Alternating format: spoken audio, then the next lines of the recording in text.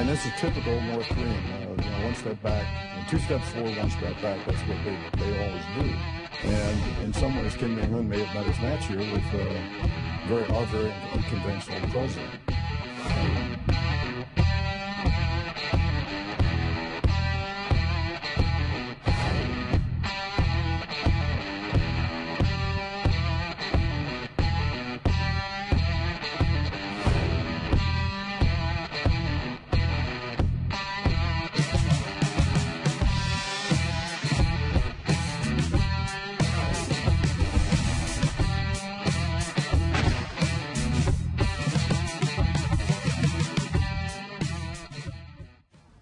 트럼프 대통령이 김정은 위원장 앞으로 보낸 편지 한 통이 반전 드라마를 연출했습니다. 트럼프 대통령의 편지로 김정은 위원장은 다시 협상장의 모습을 드러내게 됐는데요. 이런 가운데 제임스 클래퍼 전 미국 정보국장은 트럼프 대통령과 김정은 위원장을 호적수다라고 대등하게 평가를 했습니다. Well, first of all, I support the letter that President Trump sent to Kim Jong-un. I think it was a good thing to do.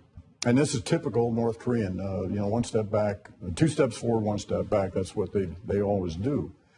And in some ways, Kim Jong-un may have met his match here with our very unconventional president. 트럼프 대통령과 김정은 위원장이 엎치락뒤치락 하면서 예측할 수 없는 외교전을 펼치고 있는 이런 상황인데요. 전직 미국 정보 수장들 사이에서는요, 이 두 사람에 대한 평가가 조금 엇갈리고 있습니다. 지금 보신 제임스 클래퍼 전 미국 정보국장은 김정은의 경우 이번 일을 통해서 트럼프의 전형적이지 않은 외교를 경험했을 것이다. 그리고 비정통적 외교면에서 김정은은 트럼프의 호적수일지도 모른다 라면서 이 두 사람을 대등하게 제대로 적수를 만난 두 사람으로 평가를 했습니다. 그런데요, 또 다른 정보 수장의 의견은 다릅니다. 마이클 헤이든 전 CIA 국장은 이렇게 평가를 했습니다. 김정은은 북핵 협상에 준비가 돼 있는 반면 트럼프 대통령은 그렇지 않은 것 같다 라며 약간 비판적인 입장을 내비쳤는데요. 이재명 차장, 트럼프를 좋아하고 싫어하고의 정치적인 입지의 차이인가요? 그런 면도 있겠지만, 저는 아까 호적수라고 했을 때 대등한 평가 이렇게 이제 얘기를 하셨었는데, 저는 오히려 김정은이 임자 만났다 이런 느낌이 강하다고 봅니다. 왜냐하면 어쨌든 트럼프, 아까도 얘기했지만 김정은 위원장이 두 발짝 나갔다 한 발짝 물러나는 벼랑끝 전술을 피는 건 굉장히 어떻게 보면 진부한 방식이죠. 북한이 늘 지금까지 외교전에서 펴왔던 굉장히 벼랑끝 전술이라는 것 자체가 늘 봐왔던 거기 때문에 사실 새롭지 않은데, 과연 거기에 맞대응한 이제 트럼프 대통령이 더 강한 벼랑끝 전술을 편 거죠. 그러면서 이제 김정은 위원장을 한 이틀간 결국 천국과 지옥을 오가게 만드는 그런 이제 어떻게 보면 외교수를 펼친 건데, 그런 점에서 높이 평가할 수 있는 반면에 과연 이제 트럼프 대통령이 지금 사실 리비아 모델, 과거 얘기했던 리비아 모델을 정확히 이해하고 있는 거냐 이런 평가가 있던 것처럼 과연 핵 문제를 어떻게 이해하고 있는지에서 의문이 좀 있는 거죠.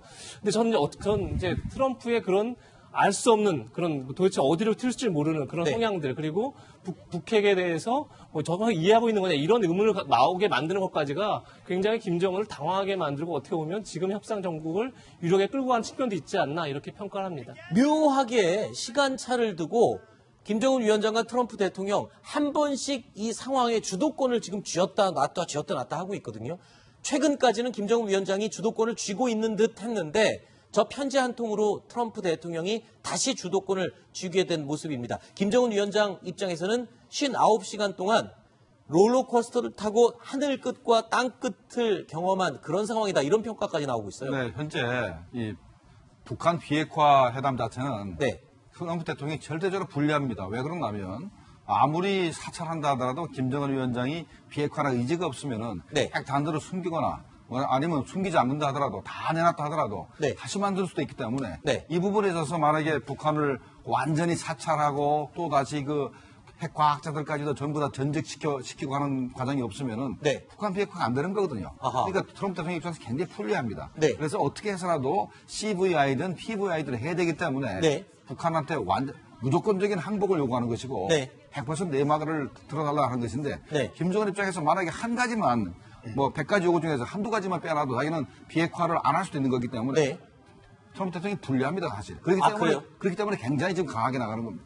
그래서일까요? 트럼프 대통령 일단 김정은 위원장이 비핵화를 실천할 수 있도록 당근을 이번에 좀 줘야 된다라는 평가가 주변에서 나오고 있는데 뭔가 김정은 위원장이 만족할 만한 확실한 당근을 줘야 된다. 그런 얘기가 나오고 있죠. 그래서 그게 이제 체제 보장과 경제 발전 이런 것들로 이제 요약되는 것 같은데요. 그래서 아마 문재인 대통령이 사실 이번 정상회담 이후에 그 어떤 그 기자회견을 통해서 북미 불가침 선언을 해야 된다. 이런 이야기를 자주 하지 않습니까? 네. 양북 및 또 종전선을 해야 된다는 이야기가 결국 이제 이 체제 보장을 어떻게 하면 제도적으로 할 것이냐 이걸 이제 사실은 이제 미국 측에다 이야기를 하고 있는 것이거든요. 네. 아마 그런 것들을 이제 하는 것이 같은데 제가 볼 때는 아마 트럼프와 김정은의 비교는 우리가 복싱을 하면 15회전을 하지 않습니까? 네. 근데 한 3회전까지는 트럼프가 굉장히 유리해요. 네. 단기전에는 굉장히 어떤 면에서 보면 좀 이 변칙복수로서 상당히 이제 유리한 측면이 있는데 문제는 김정은 앞으로 한 50년은 집권할 겁니다. 아하. 왜냐하면 자기가 그렇죠. 집권 기간은 그냥 자기가 살아있는 기간 집권 기간이거든요. 그렇죠. 근데 트럼프 대통령은 이제 2020년이면 이제 재선을 해야 되는 그런 상황이죠. 그렇죠. 시간이 없습니다. 그러니까 트럼프 대통령은 마음에 쫓을 수밖에 없는 상황이죠. 네. 그렇다 보면 뭔가 단기적으로 성과를 하다 보면 조금 오버할 수가 있는 것이거든요. 네. 그런 문제는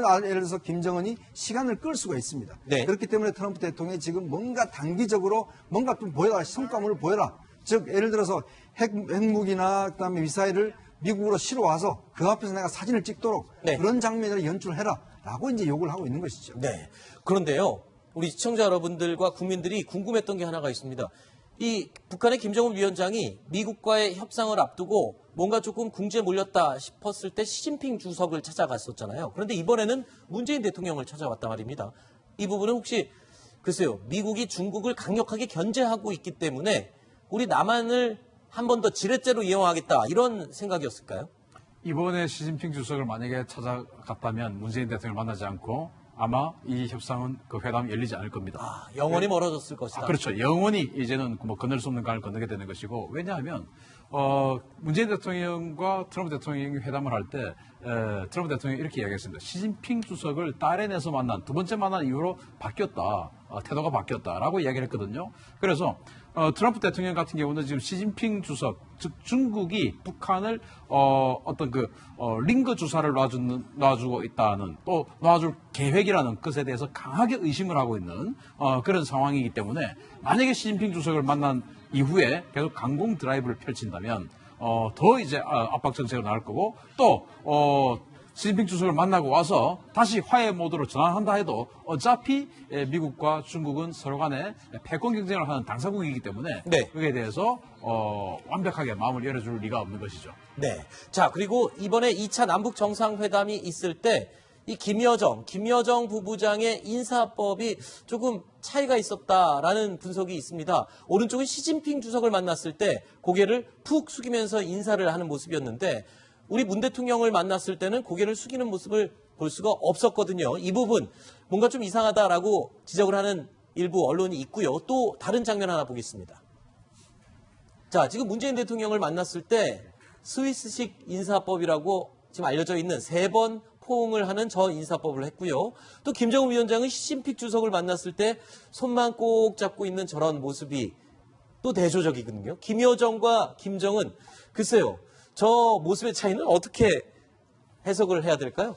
김여정 같은 경우는 이제 아마 본인이 이제 그 시진핑을 만났을 때는 정말 이제 고개를 뭐 거의 90도 정도 숙이면서 인사를 했는데 그는 그만큼 이제 다급하고 필요하고 또 혈맹이라는 관계 그런 네. 측면이 있을 겁니다.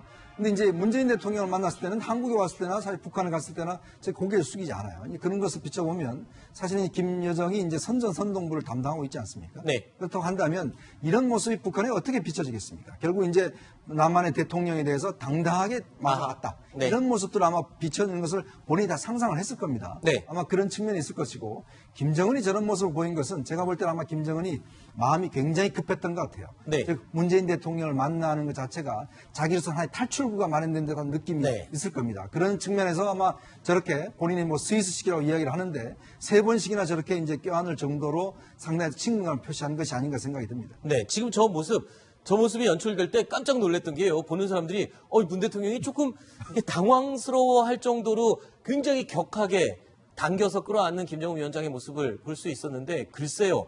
트럼프 대통령과 싱가포르에서 회담할 때도 저런 모습을 혹시 볼 수 있을까요? 어떻게 보세요? 저는 이제 문재인 대통령을 이렇게 안았을 때는 저기가 북한 아닙니까? 네. 자기가 주재자예요. 네. 그리고 이제 시진핑 주석을 만났을 때는 또 자기가 방문자 아니겠습니까? 네. 딸엔에서 자기가 먼저 이렇게 주도적으로 할 수 없고 그런 상황이고 또 이제 트럼프 대통령하고는 저 정도 친밀감을 가질 수가 없는 상황이죠. 그렇죠. 그리고 이게 이제 스위스식이냐 뭐 이런 여러 가지 이야기가 있는데 제가 봤을 때는 스위스식은 아닌 것 같고 스탈린식인 것 같습니다. 네. 왜냐하면 우리 이제 그 김대중 대통령께서 2000년도에 6.15 정상선언 할 때 평양을 방문했을 때 그때 김정일 당시 국방위원장도 똑같이 저와 똑같은 모습으로 이렇게 3번 포옹을 했었거든요. 네. 스위스식은 볼을 비비는 거예요. 저는 네. 볼을 비비진 않고 이렇게 포옹만 하는 거. 저 모습 있지 않습니까? 네네. 이게 바로 스탈린식입니다. 그래서 네. 스탈린식으로 최고의 어떤 그 예우를 하는 그런 포옹 방식이라고 저는 알고 있거든요. 네. 그런 식으로 봅니다.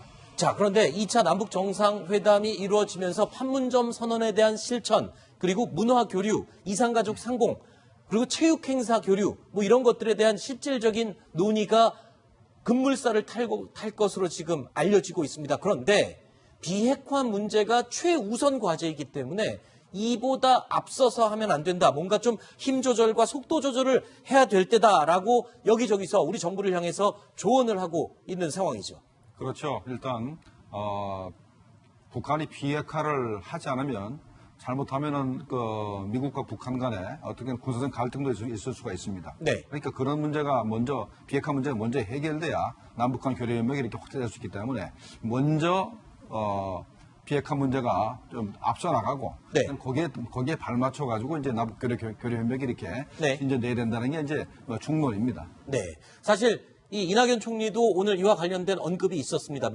미국이 판문점 남북 정상회담 때부터 비핵화 문제와 관련해서는 한국이 너무 깊게 들어가지 말아달라고 부탁을 했다라는 이야기를 했고요. 또 청와대에서도 문 대통령께서 그런 이야기를 했죠. 그러니까 너무 앞서가지 말고 비핵화의 문제가 다 해결된 뒤에 생각해볼 문제다라고 입장을 밝힌 것으로 지금 언론에 보도가 되고 있습니다. 저는 아주 지극히 그래야만 하는 일이라고 생각을 합니다. 네. 그런데 이제 제가 이제 그 안보 관련 일을 하다 보니까 우리 국방부에서 어떤 일이 지금 벌어지고 있냐면은 네. 먼저 앞서가려고 그래요. 네. 안보는 가장 마지막에 따라가야 되는데 네. 경제, 외교 다 가고 나서 마지막에 따라가야 되는데 지금 국방부에서 지금 남북관계 이러니까 지금 뭐 삼축체제, 뭐 참수작전, 뭐 어떤 그 대량 응징보복 이런 전략 지금 다 폐기하자. 이거 가서는 안 되는 거 아니냐. 네. 이런 이야기들이 지금 나오고 일각에서 일부에서 제기되고 말씀이시죠? 있고 알겠습니다. 그런 쪽으로 지금 진행이 되는 움직임도 있고 막 그렇거든요. 네. 그래서